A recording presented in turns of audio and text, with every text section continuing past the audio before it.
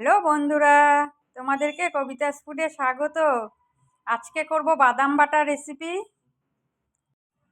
আমি বাদামটা মিক্সিতে দিয়ে দিচ্ছি। 2 চামচ পরিমাণ তিল নিয়েছি, 2-3 কোয়া রসুন, কাঁচা লঙ্কা, কয়েকটা পুদিনা পাতা। তোমরা ধনে পাতা দিয়েও নিতে পারো।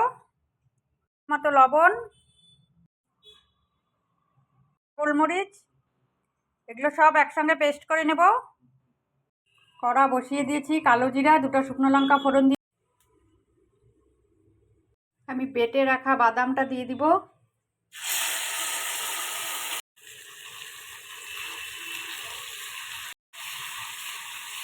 একদম সামান্য পরিমাণে হলুদের গুঁড়ো আর ছোট চামচে 1 চামচ চিনি দিয়ে দিচ্ছি।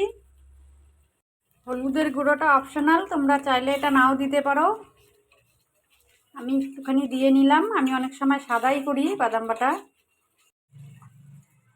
বাদাম ভাজাটার থেকে যখন দেখবে তেল ছেড়ে দিচ্ছে তাহলে বুঝে যাবে বাদাম ভাজাটা হয়ে গেছে। আমি নামিয়ে নেব।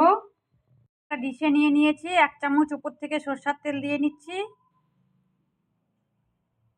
বাদাম ভাজার কালারটা কিন্তু খুব সুন্দর হয়েছে। আর